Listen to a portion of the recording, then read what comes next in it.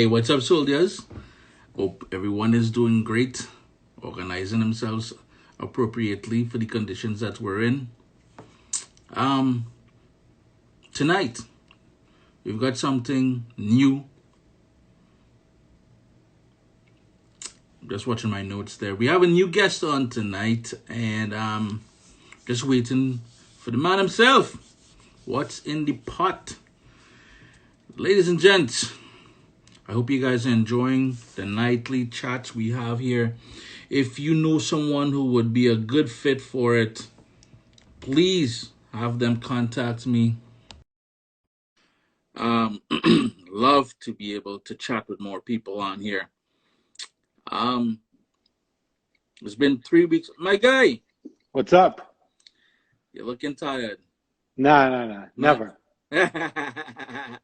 What you seen? What you done in Florida? Correct? I'm in Tampa now, yeah. But I used to be in Tampa. Toronto or Ajax and Bowmanville and Durham region. That way, eh? hmm Yeah. Favorite thing to eat as a child, man?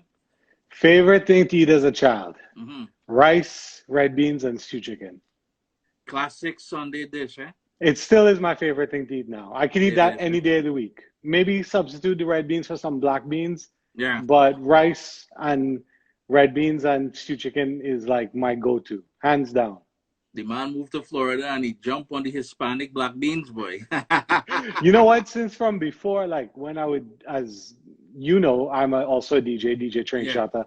But when we would like when I would travel, and the few times I would go to Miami and stuff for Carnival, Mm-hmm. then I would go to Pollo Tropical, and Okay. you'd get rice, black beans, and chicken. And after I had that, I was like, nah, I got to go find black beans and Uh-huh. make it. And then since then, I've been kind of making it more of rather than the Latin style of doing black beans, I make it like how we do. We make our red beans, but Yeah. instead using black beans. So you brown the sugar a little bit, and Mm-hmm. instead you use your black beans instead of red beans.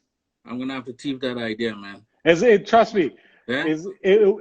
because the taste of black beans is a little bit different than the red, but Yeah. with the stew style, Mm-hmm. it's come out amazing. Sean Grande, DJ Trini Shata. Yes, Tell us sir. about yourself a little bit, man. Tell us about the DJ thing, but more importantly, tell us about the YouTube thing, man. Well, I guess originally from Trinidad, Mm-hmm. from Grande, hence the Okay. name Sean Grande. The man from the East, eh? Yep. And came to Canada when I was about 8 years old, Yeah. and just started cooking probably when I was maybe about 10 or 11. Mm-hmm. My mom used to cook, and I never used to like what she make. Okay. So she said, if you want to learn how to cook, or if you don't want to eat what I cook, you have to Yeah. learn how to cook. So since then, every time I get a chance, they're in the kitchen. Both my parents like to cook, especially on weekends, especially on a Sunday. Both of them were always cooking up a storm in the kitchen. So Mm-hmm. a lot of times, I would just be watching how they make the stew, how they season up the meat, different things like that. And Yeah. then, as I got a little bit older, maybe like 12, I'd be like, oh, let me stew the chicken, or let me season the meat or cut up the chicken, and starting like a sous chef, Yeah. Yeah. doing the basic, cutting up the veggies and Yeah. doing Yeah. the little Be a things sous like chef, that eh? until, started kind of making proper dishes on my own. I'll tell you the first thing I learned to make was Mr. Noodle Okay. or ramen noodles, but Mm-hmm. instead of making it like a soup, I used to drain out the water Okay. and make it like a chow mein. Really, eh? And then, I mean, in those days I was young, so I'd cut up a little hot dog or any kind of Yeah. cold Yeah. cuts you have in your fridge and toss it up, add a little soy sauce, sesame oil. And since I was a child, I always loved pepper. Yeah. Put Mm-hmm. plenty of pepper, and that was my meal. That And was I the mean, meal. nowadays it still sometimes is the go-to thing. And I mean, you can see with the popularity of ramen, like I Yeah. did a shrimp ramen video not Mm-hmm. too long ago. Same method, you use the same, Mr. Noodle ramen, top ramen kind of stuff, Yeah. and you make a dish. Nice, nice. And the DJ thing, man, you still do that. I see you I sometimes on. still You stream quite a bit, right? You have I that do. show. Actually, Mm-hmm. this Saturday or Friday Yeah. on SiriusXM, I'm on the SiriusXM Fly station, which is 90s hip hop R&B, 2000s hip hop R&B, and I'm on at 9 p.m. It's the show's the happy hour with Heather B. So pretty much I started DJing probably towards high school, Yeah. But growing up back home, my dad used to have a record. They used to have a shop, and they used to have a record store in part of it. So my Okay. dad and one of his brothers, they used to DJ. So music always been a part of my life. Like my dad used to play in a band back home. So I've always been around music. So kind of going to the point where DJing was like second nature. And it was one of the few Mhm. things when I said, oh, I want to be a DJ, parents would be like, oh, you can't do that. They were like, yeah, go ahead. And Yeah, yeah. it was another way, as you're young, you get to go to clubs, you get to go to fetes, you get to lime all night. So since I'd say about the last 20 years, I've been DJing pretty much professionally. Yeah. With when I was in Toronto with pretty much every mass band, Saldina, Mm-hmm. Carnival Nations, Travel Nights, Venom Carnival. So, and then when I was with Soca 101, which was my DJ crew that I was part of, we Okay. actually used to do build our own mass, come up with our own sections. So just the DJing was just kind of a natural progression. Moving forward to the YouTube thing, everybody would always tell me, oh, you need to open a restaurant. You need to open a restaurant. But for me, I never really cared to open a restaurant, but I like to Mm-hmm. cook. When friends or family would come over, they would ask me, oh, who's cooking? They would want to make sure I cook something. Yeah, yeah. And then I'll tell you right now, you're one of the inspirations, because Nice. as I was reading your bio too, it says, oh, you're the OG. And I always tell people, Chris is the OG of YouTube Caribbean cooking because there could be tons of people come and go. But if you ever look up certain dishes, you're always Yeah. going to be the first one because how long have you been doing it? About 10 years now? More than that? Since late 2008, early 2009, I think it is. Yeah. Yeah. And I mean, Here's the thing about that, though. I was more into marketing and search engine optimization. And back in the old days, the only reason why I created the YouTube channel, it was a way of tricking the search engines to head back to your website. So once they mm-hmm. had all those incoming links, so in the description of the videos, I would link back to my website.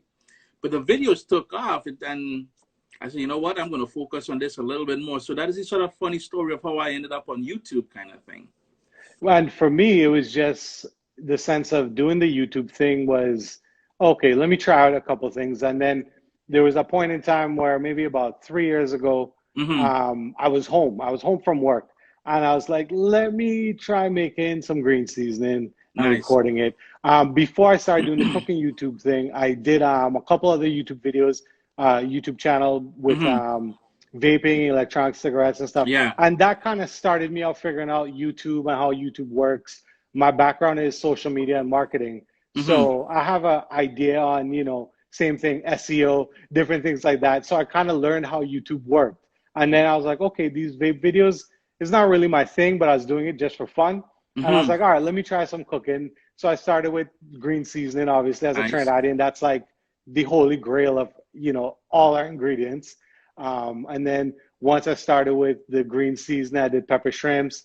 And then probably for the first year and a half, I didn't take it as serious as I've been taking it now. Mm-hmm. Um, Within the last year, I've been trying to do at least a video a week, sometimes two Nice. videos. It's Christmas time. I did like 3 or 4 videos within the week of Christmas. Mm-hmm. But it just kind of went from there. And I started seeing people actually, the views kept on adding up. And then I was like, all right, let me focus on this more. And being into this whole marketing side of things, looking at different ways on how different creators do Yeah. different things and the style of editing videos. Because even if you look at my original videos to look them now, and I think it goes to any creators, is Yeah. that your style changes. It's more precise. You kind of build your brand.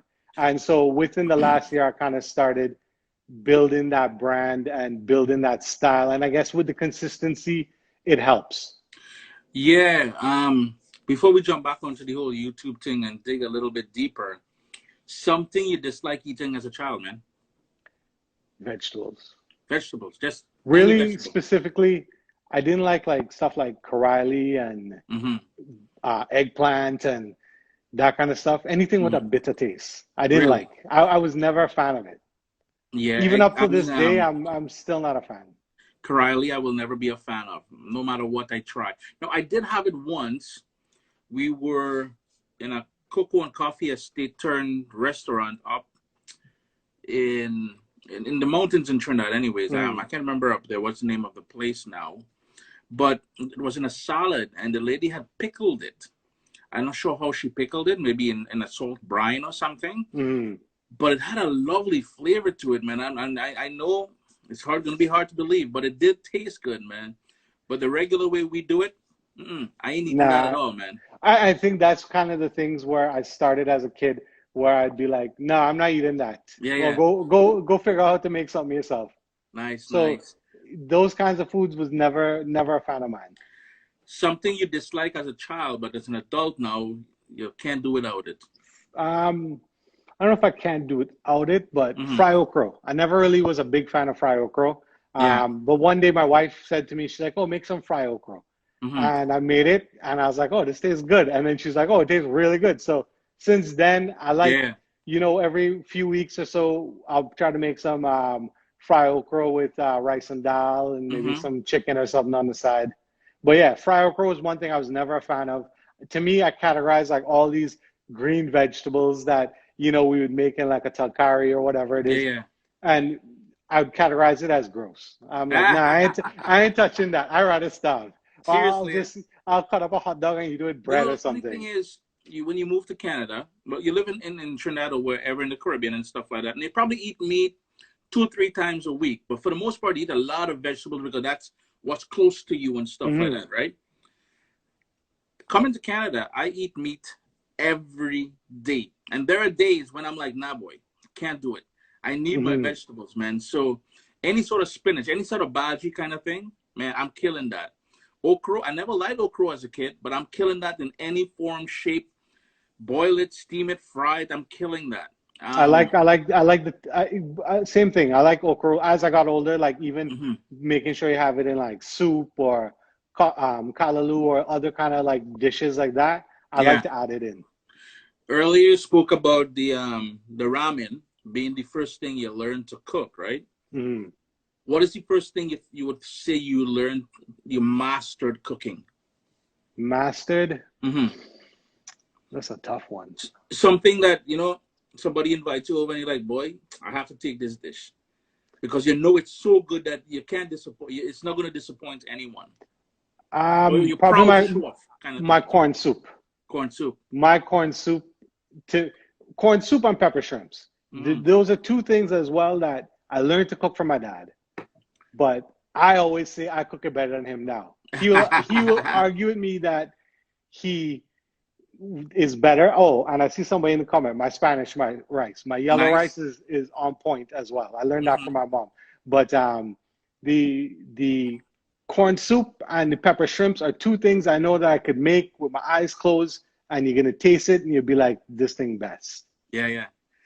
For me, it would be a kalalua pilau, a stew chicken, a stew pork, anything on the grill. I love grilling as well. I love the Um, grill. Something you think your mom, you spoke about your mom being a good cook and your dad being a good cook. Something either one of them makes that, you know what, they're the only person you go to for that dish kind of thing. Um, hmm. My mom is make a good curry goat, Mm-hmm. but she's also make good like provisions, like saltfish and dumpling and cassava, boil and fry. She's Mm-hmm. probably one of the best for like that kind of stuff. My dad, I was speaking about this the other day with my wife. His stew chicken, I don't know what it is. Like Yeah. I can make stew chicken, other people can make stew chicken. His stew chicken, to me, is my favorite. So I'd say my mom's provisions and saltfish and stuff, and my dad's stew chicken. Those are the things that if they make it, I will eat, even if my belly full. Yeah. Um, I'm good at what I do and I'm very confident in what I do. But when it comes to certain dishes my mom would make, like a curry kingfish, Mm. I've watched her, I've videotaped her, I've documented it in so many ways, and I try to replicate it. I just can't.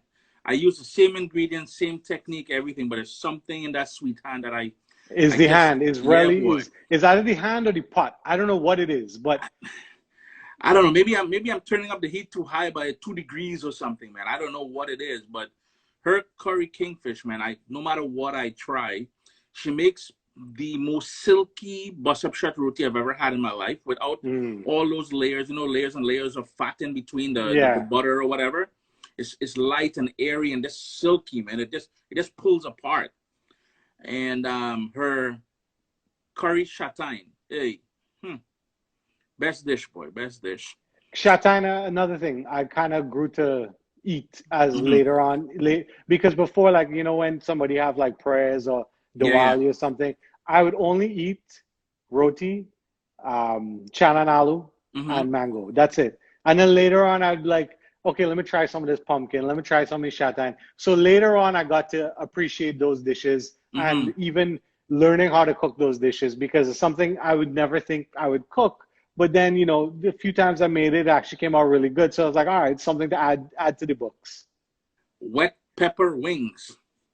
Number one recipe on the channel, man. Tell us. I Talk don't to us. even know how that I don't even know how that blew up so much. Uh-huh. Um, it was a time I was in Florida, and there's a lot of, I guess, dishes, in Toronto. We try lemon Yeah. pepper wings, Cajun this, Cajun that, Southern this. But when you're actually in the area where like lemon pepper wings are popular, Yeah. it was like I had it and it tastes really good. And one time I went to Atlanta, and Atlanta is like the home of lemon pepper wings. And we are outside of a club one night, and I had these lemon pepper wings, and they were wet. So wet Yeah. is with the sauce on it and it's seasoned, and Okay. that was like the best wings I've had.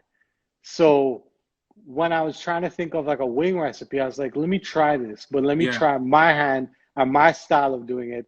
And a lot of people might do the lemon pepper wings wet, where they just season the wing, or they lightly season the wings, fry it, and douse it in the lemon pepper sauce, or just fry it with lemon pepper seasoning. Hmm. So I wanted to do a combination of both. So far, everybody that's tried those wings have been blown away by it. Right. I don't know what it is, how that video blew up. I did a mukbang video. I think maybe Hmm. that was the thing people. And I am not a huge fan of mukbangs, like watching people eat and Yeah, I hearing don't them understand. I slurp. don't get it. I don't get it, Yeah. but the one of the videos I did that was a mukbang, I was like, all right, this thing blew up. I feel like maybe I might have to do more mukbangs, but I mean, yeah, it just caught on like wildfire, and I think maybe it's just the fact that it's such a popular dish.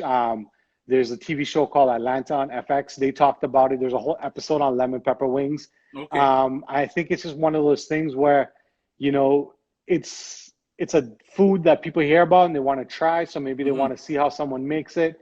And because I guess it became so popular so fast, it's been consistently one of the videos I'll always go back on the YouTube analytics and be like, damn, like 31,000 views, and then it keeps on going up. I'm like, all right, it's not like I even pushed it. It was just I just put it out there.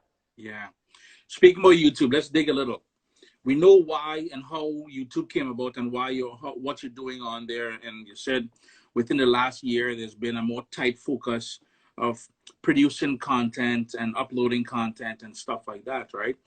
What would you say frustrates you most about YouTube?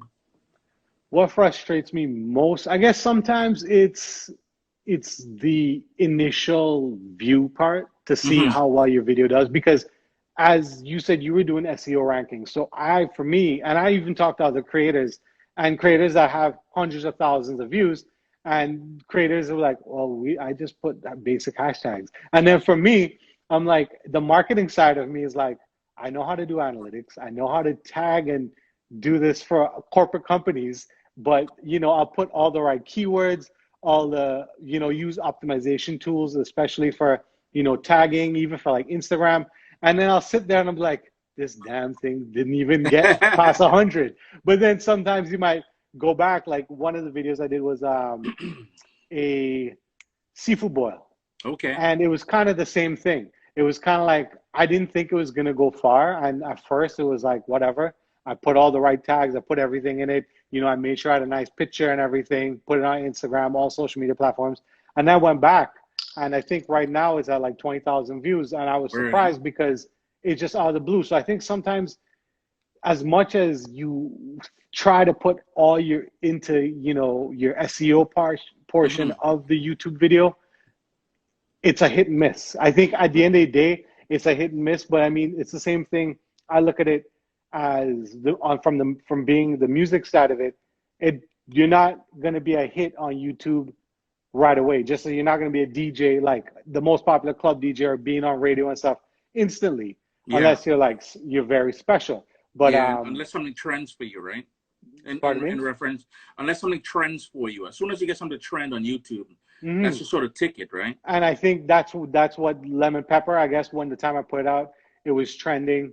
And I guess sometimes I've been trying to do videos within make it seasonal, so to see if it Yeah. trends. Because sometimes, like Thanksgiving or Christmas, I'll drop a ham video or a pastel, and to see how well it does. Because at that time, everybody.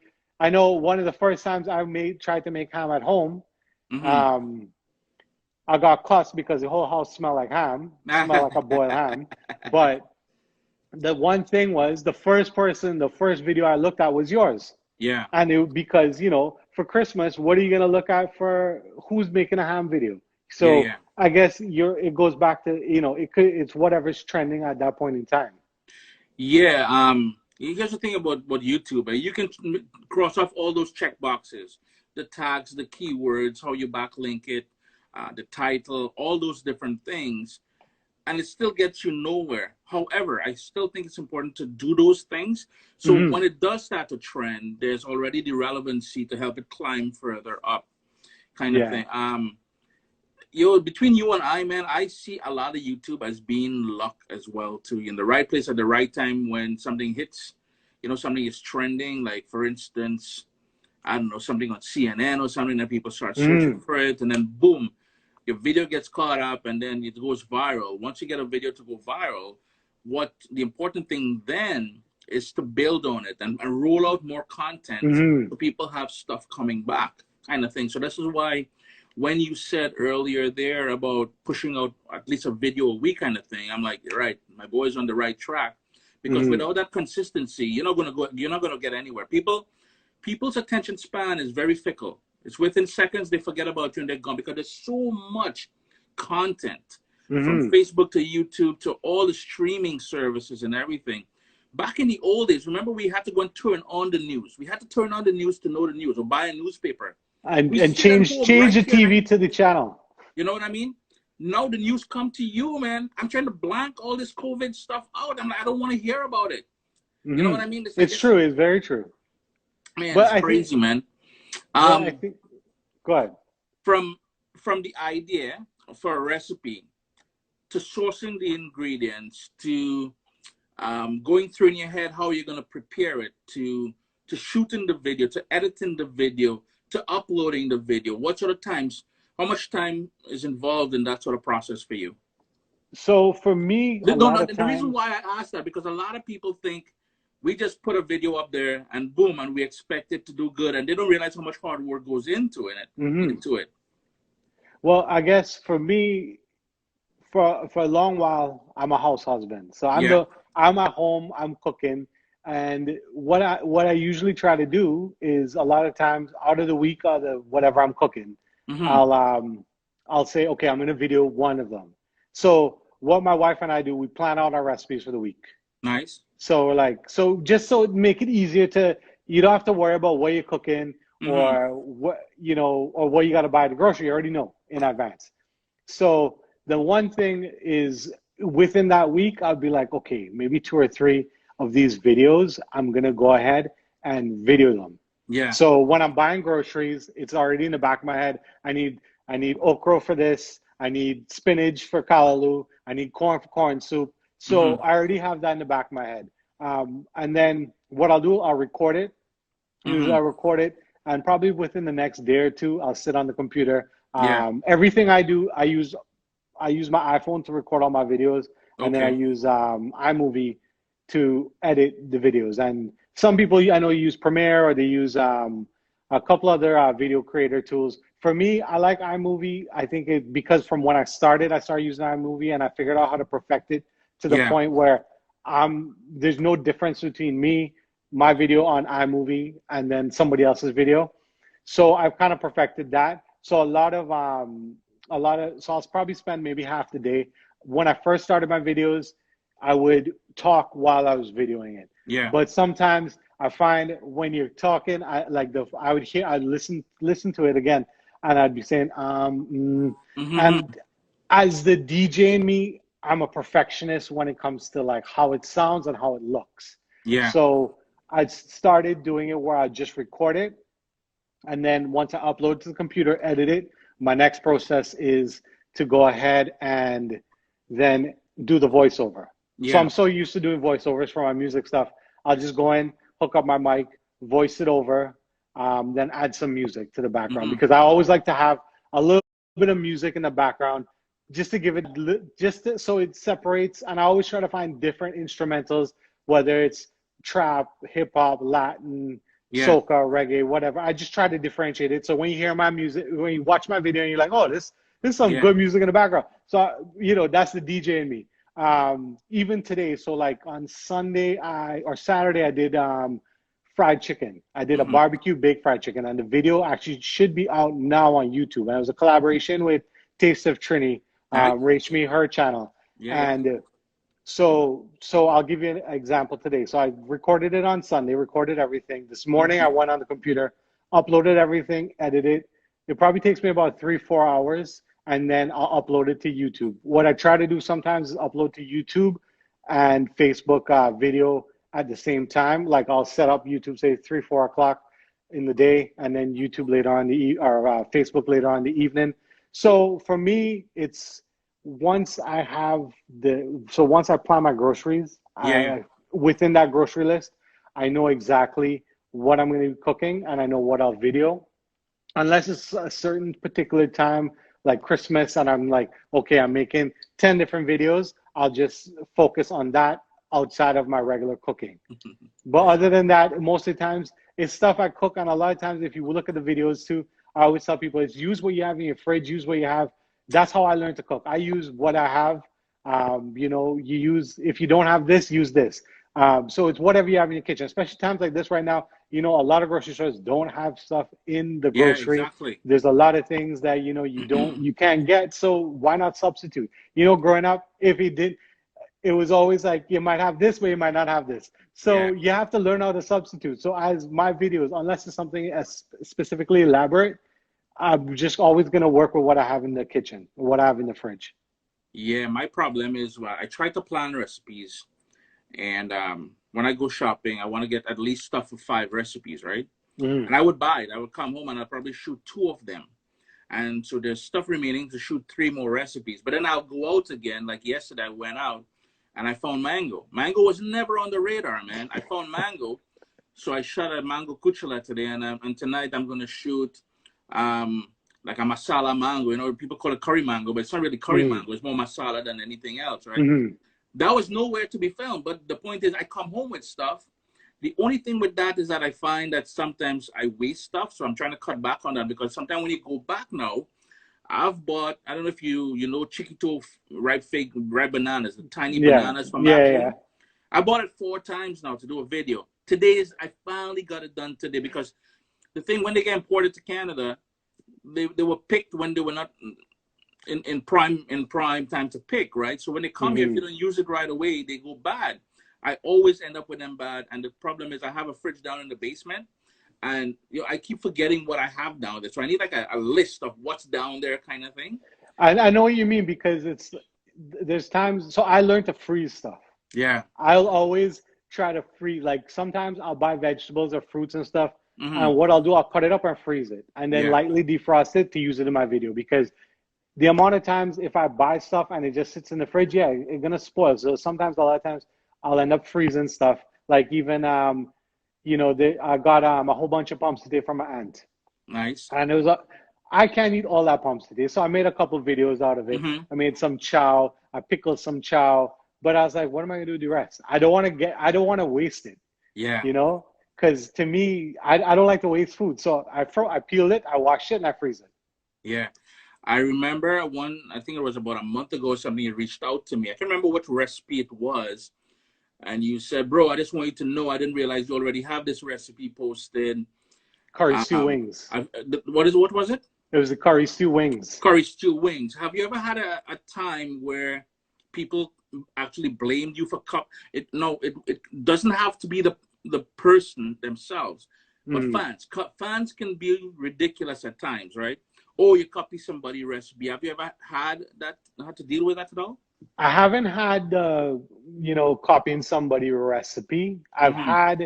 And I will take this as a compliment that people are commenting negatively on some of my stuff. That means my video getting out there. But I've had like, for instance, my pastel video. Okay. I use corn flour, Mm-hmm. and I think I was you and a couple other creators. They said, and I think it was. This is from way back in the day too. With the first time I made pasta, I used cornmeal, and it Yeah, was yeah. too grainy, right? Mm-hmm. But every recipe, even the Naparima book, says cornmeal. And I looked at a couple other creators, and I looked at what they use back home, which is the Promasa brand, which Yeah. is a corn flour. But we're Mm-hmm. so used to calling it cornmeal, it's really corn flour, but it's a yellow corn flour. But when you go to Yeah. the grocery stores here, you get the white corn flour. Mm-hmm. So I've had a lot of people like, oh, this boy don't know how to make pastel. He must be a Guyanese or stuff like that. And I'm like, but when you look at it, when you look at what they actually use, I'm trying to, make sure like my pastel doesn't taste grainy. I don't want it to taste grainy. And then a lot of things, there was the pastel, and there was a couple other things. I can't remember exactly what I made, but some people weren't too happy with the way I made it. Yeah. And then I was kind of like, oh, it's not traditional. But I had a conversation with one of my friends too, and we've had it before, where sometimes these traditional videos that you expect, it's good that we have traditions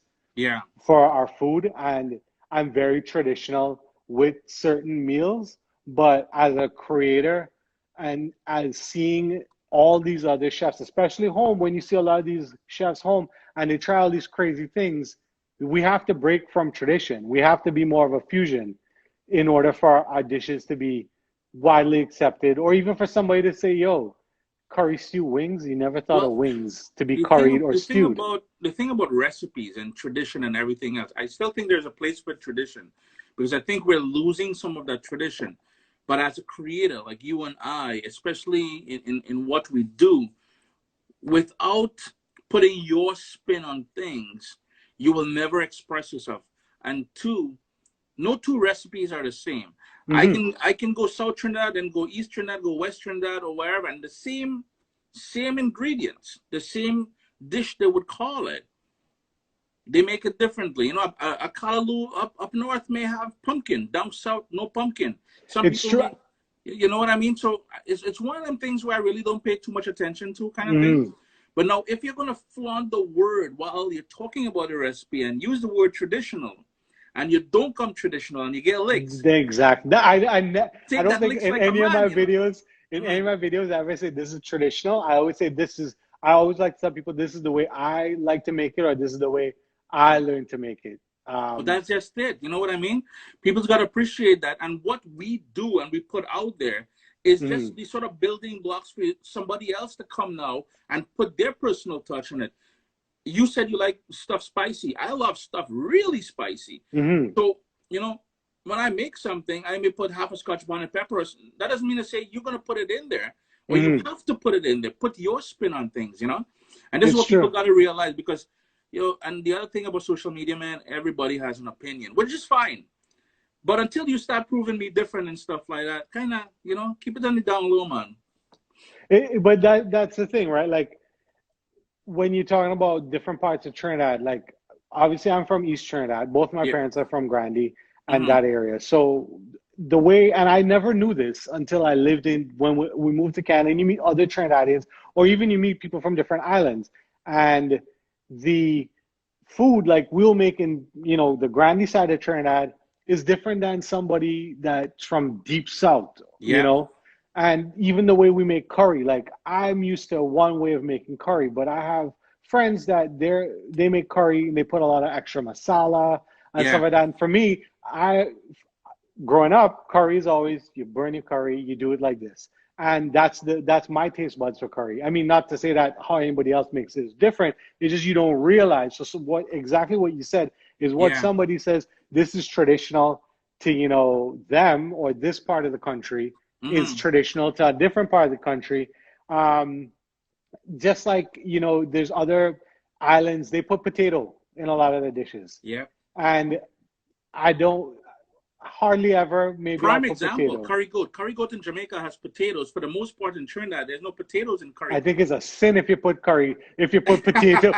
Go two things is to me is a taboo if you put potato in it. And this Uh-huh. is coming from a trainer. Goat Uh-huh. and duck. Yeah, yeah. No Duck, potato. duck for sure. I'll But say yeah, that. but it's true. It's Hmm. very true.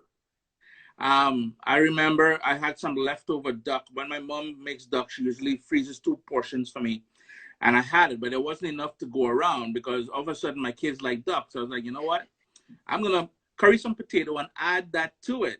Man, it took the taste, it changed. It just It changed the changed game, it. man. If you can change one thing about YouTube, what would it be? And I'm saying YouTube because I find that's your most engaged platform so far from Facebook, from YouTube, from Instagram, Twitter. Actually, you have good conversations on Twitter. I've noticed that as well. But if you can change one thing on about YouTube, what would it be? For me, I guess because the what's in the pot, my biggest platform is YouTube because that's kind of where I push everything through, and then Instagram. Yeah, My Twitter, I mean, the conversations and how we start conversating probably almost 10 years now is through my DJ profile. I think a lot of people knew me as that, and yeah, I have a bigger following on my Instagram and Twitter on sorry, my on my DJ profile. But for me as a creator, I think the views, and I yeah, know it all depends on when you jumped in the game, and you know how they change the algorithm. Because I think for me, I'm still not monetized. I think I have to get 400,000 views, something okay, like that, to get monetized, or 4,000 watch hours, and I think okay, I'm like at 3,100. But okay. also to me, I think that's also based on consistency. Mm-hmm. Where my videos, once they've been consistent, I've been noticing the number go up. So I think it's easier to make it for creators like us, where we're doing something like cooking, or if you're doing crafts, something educational. I think should be easier for other creators to make to be able to monetize that way through YouTube. There are obviously other platforms to monetize. I mean, I work with a couple other different brands, you know, just to promote their products like Kalu Box. Yeah, There's a couple other seasonings and stuff I've worked with before. So there's ways you could go around it. But I said, as you know, where your bulk of your money may come from, or your content, which will help you get trending, it's on that YouTube view part, like the watch hours to become monetized. I think is the biggest thing, because I think once you become a YouTube partner, you get more of a push from YouTube themselves rather than you just putting videos out and them not proactively pushing you. yeah, I hear you because I think once, and you touched on something there. Yes, they may have parameters for how many subs, how many watch hours, and stuff like that. But when you look at consistency, that should be part of the equation as well. Because, like yourself, if you're putting out a video every week, it means you're putting effort into it. Whereas Mm-hmm. all these people came and they crowded the space with one video every month, every 6 months, or And they something. have 10 million subscribers. Yeah, yeah. What is that about? You know what I mean? That is ridiculous, man. The problem with me is because I started so long ago, the algorithm during my time so far has changed a good 10 times. Mm-hmm. And I keep getting, while my numbers are good, my subs are good and stuff like that, about 80% of the people who have subscribed to me don't even get any sort of updates. Most I've people heard think, about that. yeah, yeah, it's huge, and a lot of the big YouTubers, and I'm talking people with millions of subscribers, they fall into the same thing. And when we complain, when we talk about it, no one really listens because they're more concerned about right now who's trending, who's hot. It's Mm-hmm. it's one of them things, man. It's one of them things that we wish we can change, and hopefully one of these days they'll figure it out. But YouTube is Mm-hmm. broken, man. YouTube is broken. The algorithm is broken, and no matter what they try, they still can't get it right. I should be doing better views, but I'm comfortable where I'm at, and I'm just building. I keep working and stuff like that. But I do feel where you're coming from. Mm-hmm. Um, as far as a favorite recipe outside of what you've posted, somebody else on YouTube, do you have a favorite recipe or a favorite chef, or you talk about music and maybe it might be a favorite DJ you like listening to on YouTube? So do you have a favorite out there? On YouTube specifically, Yeah. hmm. The one YouTuber that I like to look at his videos, is it Kwang or Kwang? Kwan? Asian guy, he's from Edmonton. Okay. He does a lot of mukbang videos, but he does a wide variety of videos. I think for him, his videos, I like to look at them just to see his style. Mm-hmm. He even made doubles for one recipe, Really? and Eh? he's good. Like he makes jerk chicken, he makes a lot of different types of fried chicken, different things like that. It's interesting to see his videos. Um, main reason being is that he creates everything, Uh-huh. and he spends like he'll like if I said I'm gonna make a sub, I'll already buy the bread, and Yeah, yeah. I'll put it together my steak or my chicken or whatever. But this guy will bake the bread, he will make the meat, do all the veggies, and then he'll sit down and eat it. Word, And eh? he it's not even like he'll make like a couple things. He'll make a feast and he sits there and eats it. So I admire his videos Yeah. on that aspect. You gotta The direct only message me his channel. I gotta take a peek. Yeah, man, it's a good he's up there I think with the in the million range of subscribers. Nice.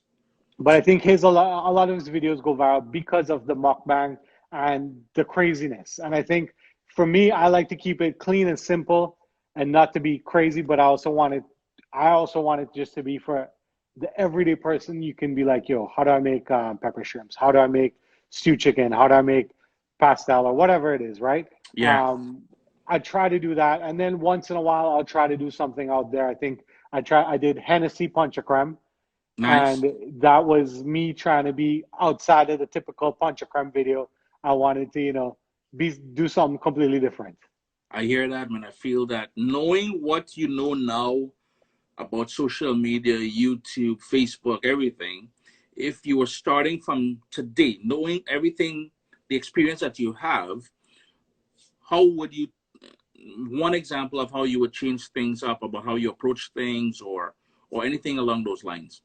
I think I learned, I think it goes back to consistency. I learned that you had to be consistent. At first, I was just doing it, I was trying it in, Yeah, you yeah. know, and I was trying it out and seeing how it is. But I think you just have to go for it, give it 100%. Like if I think I spoke to a couple other newer creators, and I was talking to them before, and they DM me, and I was like, to me, and I think one thing I respect about you, Chris, is that from before all this, I would always be able to reach out to you, even from me being the DJ, shoot out and message you and talk to you, and I think that's the one thing that it's good Yeah. to get that advice, and it's just be consistent and then just give it your all. Even if your videos have 2 views, you never know, you might come back in 6 months and it has 30,000 views, Well, that's 40,000 views, a just it, million right? views. I did it in a time and I built when there was no one for me to reach out to. I was the only one in the space, and we're in a tight niche and sort of a niche because, and that's why all videos don't get the millions of views and stuff like that. Because come on, let's face it, how many people looking for pepper shrimp? You know what I mean? Hmm. Unless you're from the Caribbean or you know about it, you're not really looking for it. Whereas somebody looking for how to make roast beef, everybody in the world, all English Yeah, speaking people, they look for it, right? I think But that's why the wings kicked off, you see what I mean? because It's it's something that it's it's come very Super broad. Bowl time, you're gonna see that trend again. You know what I mean? Hmm. Um, I, I learned that by helping. And here's the thing: you get bite as well too, eh? Because you help people, you give them advice and stuff like that, and then yo man, they turn against you and whatever, whatever. But it's not Hmm. gonna stop me, and I'm glad to hear that you passing on the love as well too, because that's the only way. Here's the thing: there's millions and millions of people on the internet. You, I, all of us together. We can join up, we can do whatever. We will never be in contact with. So Hmm. while some people may approach this as a competition or being number one and stuff like that, we're just a speck, man. We're just a speck. There's so many people we Yeah, will never touch. You know what I mean? So if we can help each other out, I'm always for that, man. I think Um, with go ahead. I Sorry. think I just think with the whole thing about, like, if somebody asks you for advice, I always look at it to the point where, and I'm a very big advocate and fan of Gary Vee, and I take Mm-hmm. a lot of his information And there's people that will sell you a course on how to do YouTube and Instagram. But if you can give somebody that information for free, Yeah. I don't mind giving you the information for free, as long as you give a little respect, here and there. And what you said, you've been burned. I've kind of felt that on the DJ side of things, Yeah. and I know exactly what you mean. But to me, it's the information's out there. And secondly, if you have a question, just ask, because Mm-hmm. sometimes I might do something some way, and I might see Chris might make something a different way, and you want to know, oh, why you do it that way? Just Yeah. ask, Yeah. because you could then be the other creator that does it, creates a whole different way of making stew or curry, or a pilau or something. Nice, nice. Man, we've been talking, man. The vibes is good. You did promise me. You said the vibes is gonna be good, and the vibes I'm is good, telling you. man. Couple more questions because I gotta go shoot that masala mango video. It's already Mhm. what minutes to 8. Um, non-Caribbean people coming over to your house. We're down in Tampa. We're coming over. What are you cooking? Introduce us to Caribbean food. My introduction to Caribbean food for people would be probably a stewed chicken or a baked chicken, a Mm-hmm. Trinidad style baked chicken, some yellow rice, Nice. and maybe some red beans and macaroni pie and maybe caldo. To me, that's my introduction to Caribbean cooking. As Mm-hmm. these are, well, plus these are things I know I'm going to make really good. So you're going to be Nice. like, Well, damn, that's this tastes at good, the end of the day. You gotta right? you gotta shine, right?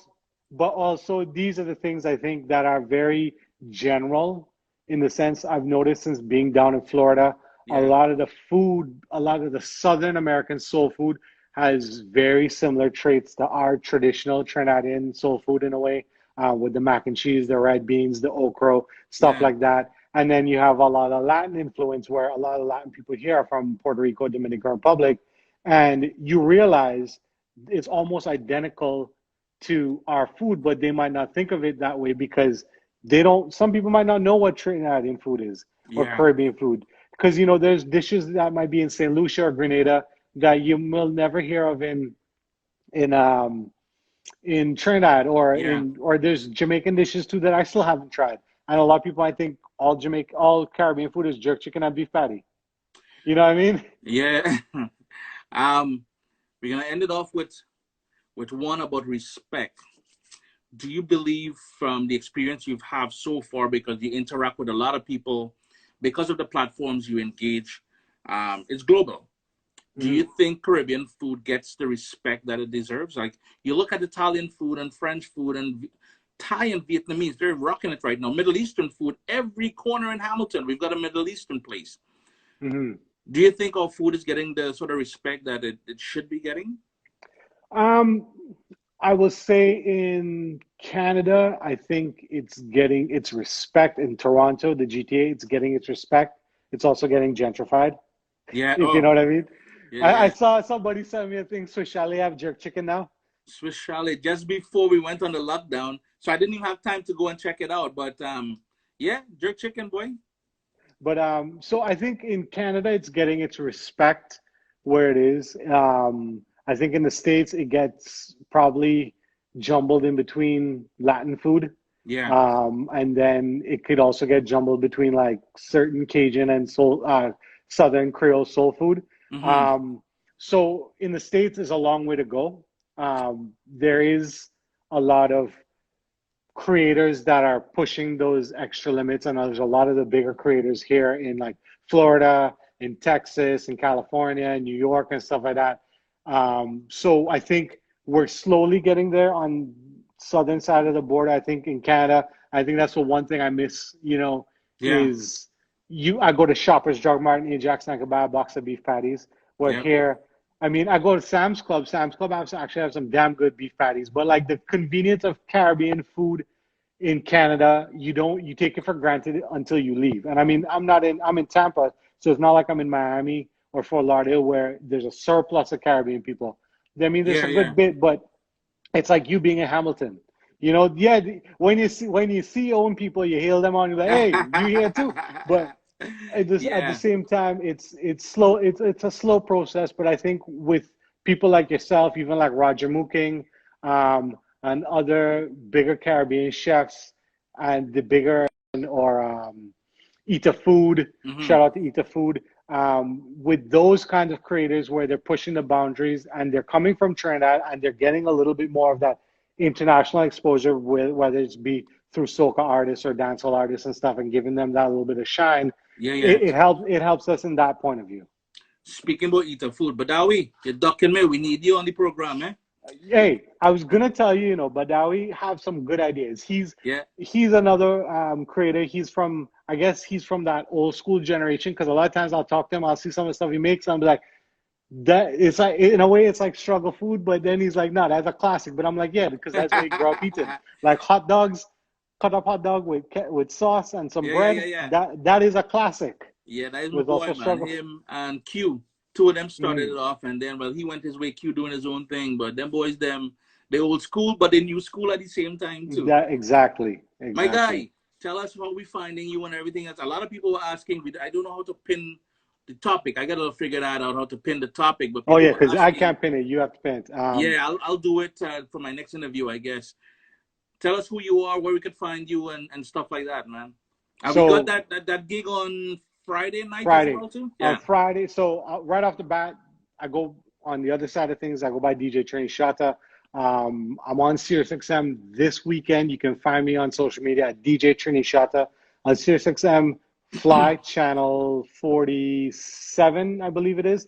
SiriusXM Fly 9 p.m. with the happy hour. Had to be. SiriusXM is free right now, so you can get a free trial because of the whole lockdown business. So you can check me out there. But on the other side of things, on What's in the Pot, WHATS in DEPOT, and that wasn't a ripoff of Caribbean Pot. I didn't even realize that until after the fact. I create all the I was like, oh shit. But yeah, you can find me there on YouTube, Facebook, Instagram. I just dropped a video with Taste of Trini. Nice. It is a fried chicken collaboration. The first time I'm doing a collaboration with another creator. So it's a fried chicken collaboration. She did her version, I did my version, and we kind of collaborated together to create the video. So you can check that out. That's on my channel right now. Actually, I dropped the video at 7 o'clock on YouTube. So youtube.com/what's in the pot. You'll probably see the Instagram video probably later on today or maybe tomorrow, and also on Facebook. But yeah, find me on social media. If you ever have a question on how to get started being a creator or even a DJ, I can hook you up. Nice. Maybe I might have to do a combination of both. You never know. So let me hit you with a little gold nugget. You want to publish on a Tuesday or a Thursday, earlier in the morning. From the research I've done, your videos get better views on those 2 days. I don't know if you've been looking at your numbers and stuff like that, but take a peek. If you ever publish early on a Tuesday, this is why I switched to Tasty Tuesday. And my gallivanting videos, you'll see I try to release them on a Thursday. Now, having said that, everything is out the door right now because everybody's home and they're bored. Internet's struggling. Because we got people upstairs, we got people downstairs, we got people on the main floor. Sometimes this thing is cutting off on me and all kind of thing here. But my brother, I really appreciate the chat. We got to keep this up. Love it, man. Love it. Keep doing your thing, man. Thank you very much. Enough respect, obviously, for all the years of knowledge. Remember, people, this man is an OG.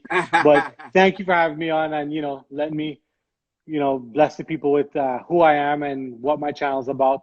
So thanks again, Chris. Stay safe. Make sure if you're going outside, wear a mask. Wash your groceries when you come home. You gotta be careful with this thing out there. Yeah, and I'm getting old too, man.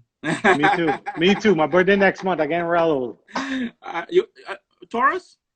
Taurus, man. May 18 over here, man. Oh, I'm May 8th. See? Good people think alike. I take it easy, all right, brethren? All right, bless up. All right.